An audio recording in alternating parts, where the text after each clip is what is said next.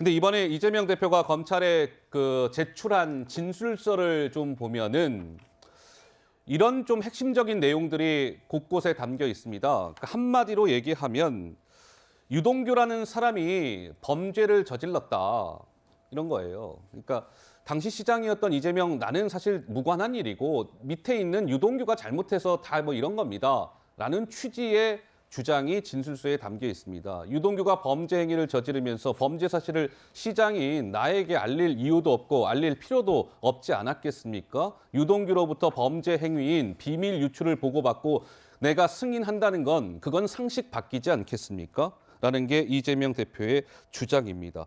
유동규 전 본부장과 관련해서 이재명 대표의 과거 목소리들이 좀 준비가 되어 있습니다. 잠깐 듣고 가실까요? 이분이 원래 리모델링 하시던 분인데 저희 이제 선거를 어쨌든 도와주셨고 원래 도시공사 이전에 시설관리공단 거기에 그 직원 관리하는 그 업무를 맡았는데 그 원래 좀 측근들이 가는 자리 아니에요? 경부 산하 기관에 구수 중간 간부가 다 측근이면 측근 미어 터지겠죠. 경기도청에 좌진상 우동규라는 말이 많이 돌아다니고 있습니다. 지사님 이 말씀 들어보셨습니까? 못 들어보셨습니까? 좌진상 우동규 제가 정말 가까이 하는 참모는 동규 이렇게 표현되는 사람은 아닙니다. 미안하지만. 네. 저는 사실 뭐 측근의 개념을 정확하게 모르겠습니다만 사표 던지고 나가버린 다음에 이번에 대선 경선에도 전혀 나타나지도 않는 그런 사람입니다. 네, 뭐 유동규 정도는 측근이 아니다라는 취지로 이야기를 했고 그런데 지금 이제 이 대장동 논란과 관련해서 유동규 전 본부장이 이런저런 이야기들을 많이 지금 폭로를 하고 있죠. 이에 대해서 오늘 이재명 대표가 오전 11시 기자회견에서 유동규의 폭로에 대해서도 좀 평가를 또 한마디 내놓았습니다. 한번 들어보실까요?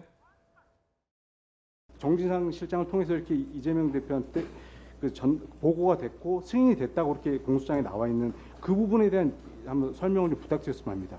대체 그렇게 말한 사실도 없지만 그렇게 했다는 증거가 어디 있습니까?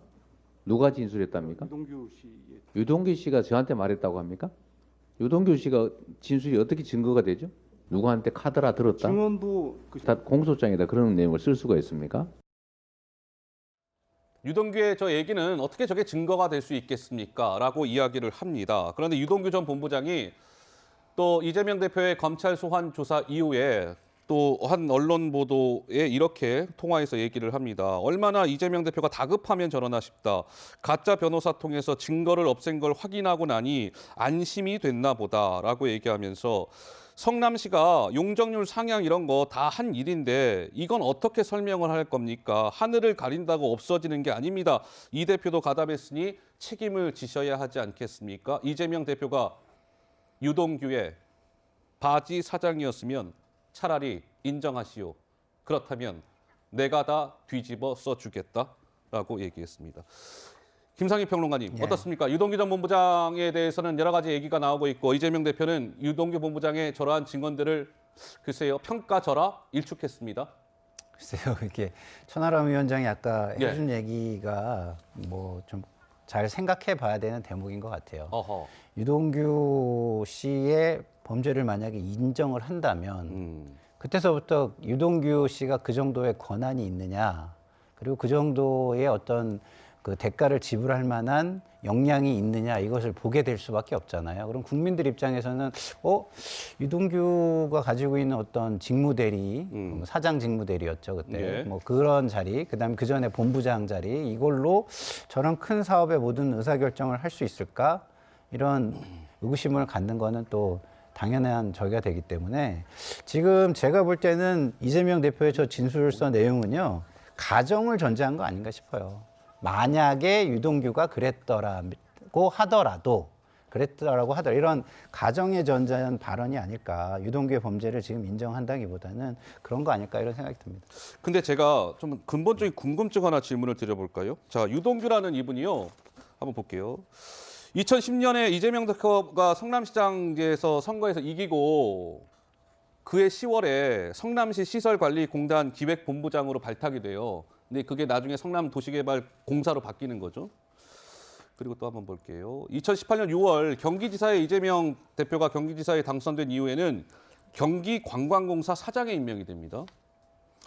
그래서 황무성이라는 분이 이런 얘기를 했다라고 하네요. 유한기가 유동규가 시장과 직접 소통하는 성남시의 실세다. 이런 얘기까지 했다고 하는데 실세 이게 측근이 아니라고 이재명 대표는 얘기하는데 이건 어느 정도 돼야 이게 측근인 겁니까 그러면? 정진상, 김용 정도는 돼야 측근인 거죠. 그러니까 이거는 그러니까 이 기준 자체는 그냥 이재명 대표만 아는 기준인 겁니다. 그러니까 사실은 지금 보십시오. 다른 거 다 차치하고 경기관광공사 사장 정도면은 진짜 엄청 그 좋은 자리입니다. 네. 그 아마 그 마평론가 하시는 그 뭐 한교익 씨를 임명하느니 마느니 그 소란이 일어날 정도로 경기도지사가 임명할 수 있는 자리 중에 굉장히 좋은 자리거든요. 그 자리까지 했고 이렇게 본인이 뭐랄까요 영전할 때마다 같이 성장해 왔던 사람이 측근이 아니다라고 하면 이걸 솔직히 누가 납득을 하겠습니까? 그래서 뭐 모르죠. 뭐 이재명 대표는 측근을 딱 2명만 둔다 이런 법칙을 갖고 계시는 분이 아니신가? 뭐 그렇게 생각이 되기도 합니다. 자, 그런데 아까 우리 정호임 의원께서 잠깐 말씀을 주셨는데 이번 이 이재명 대표가 33페이지 진술서를 쓰는데 이분의 이름이 단 한 번도 안 나왔습니다. 여러 가지 해석이 나오고 있습니다. 정진상 실장에 대한 내용은 이재명 대표가 진술서에 단 한 줄도 적지 않았다는 거죠.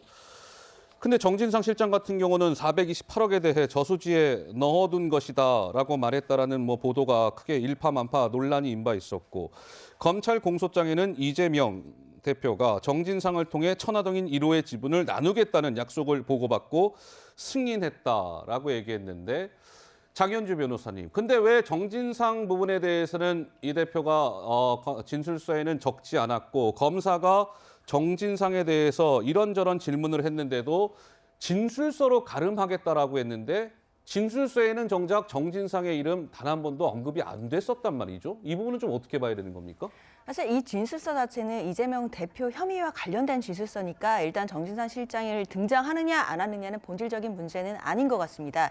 그리고 또 한 가지 더 그 정진상 실장이 관여돼 있거나 뭐 보고나 승인을 받았다는 그런 취지의 이야기들은 검찰 측의 시각입니다. 검찰의 주장인 것이고요. 그런데 이재명 대표 입장에서는 그것은 입증된 증거가 하나도 없는 것이고 그런 사실이 전혀 없다라고 말하는 중이기 때문에 굳이 그 진술서 내용에 정진상 실장이 등장할 논리적인 필요가 없다는 생각이 듭니다. 그리고 천화동인 1호 관련된 뭐 428억 이 부분에 대해서도 정진상 실장을 통해 뭐 알게 됐다 뭐 이런 취지로 검찰은 주장을 하는 것인데요. 네. 사실 관련자들 뭐 남욱 변호사나 뭐 정민영 변호사 같은 경우에도 김만배 씨로부터 들었다는 전원의 취지이거나 본인이 이재명 대표 측에 뭐 그 관련된 지분이었을 것이라고 이해했다라는 본인의 의견에 불과하기 때문에요.